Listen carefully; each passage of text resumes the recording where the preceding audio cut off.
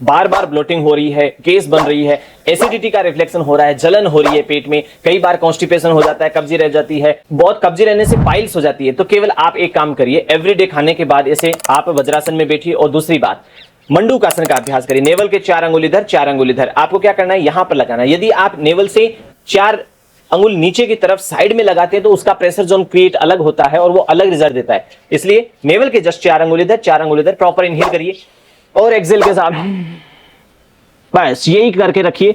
1-1 minute की holding लीजिए और 5 बार फ्रीक्वेंसी एवरीडे मॉर्निंग इवनिंग में करिए। आप देखेंगे ये सारी चीजें 2 से 3 दिन में ठीक होना स्टार्ट कर देती है। आपका जो बाइल जूस है, बॉडी का मेटाबॉलिज्म है, वो अच्छे से काम करना स्टार्ट कर देता है। अब ये काम कैसे करेगा, सिंपल, इधर हमारे स्टमक के जस्ट नीचे स्प्लीन होता है जो कि स्टमक में HCl का सिक्रेशन करने में हेल्प करता है और डाइजेशन को इंप्रूव बनता है। दूसरी तरफ लीवर होता है, लीवर के नीचे जस्ट गॉल ब्लैडर होता है, वो लीवर के द्वारा बनाया हुआ बाइल जूस होता है, उसको प्रोड्यूस करता है और जो हमारा डाइजेशन होता है इंटेस्टाइन में उसको हेल्प करता है। इन दोनों के बीच में पेनक्रियाज होता है। तो जब हम इसको कंप्रेस कर रहे हैं और आगे की तरफ जाते हैं तो उनमें क्या होता है, प्रेशराइज क्रिएट होती है। जो उसमें ब्लड होता है वो एक बार के लिए वहां से निकलता है और जैसे ही हम छोड़ते हैं तो वहां नया ब्लड निकलता है और नया ब्लड इंसर्ट हो जाता है। वो ब्लड क्या करता है, हमारे जो लंग्स होते हैं वो ऑक्सीजन के साथ एल्विलाई करके ऑक्सीजनेट करके भेजती है।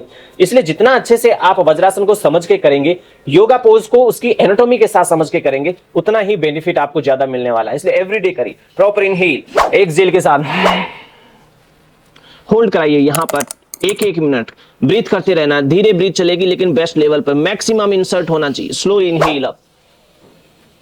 इस प्रकार से आप कम से कम 10-10, 20-20 बार आप इसको करिए। फिर दूसरा फ्रीक्वेंसी, इसमें अपने पाम को यहां पर इस प्रकार से रखिए, एक नेवल के जस्ट ऊपर पाम पे पाम रखनी। प्रॉपर इनहेल करिए और एक्सहेल के साथ इस प्रकार से बेंडिंग करना है। यहां पर भी 20-20, 25-25 सेकंड, 1-1 मिनट की होल्डिंग आपको करना है। धीरे से स्लोली इनहेल अप। ये भी कम से कम 20-20, 25-25 बार होना चाहिए। इससे पेट में आपका डाइजेशन तो इंप्रूव होगा ही होगा, आपकी जो डाइजेशन की कैपेसिटी है वो अच्छी बन जाएगी।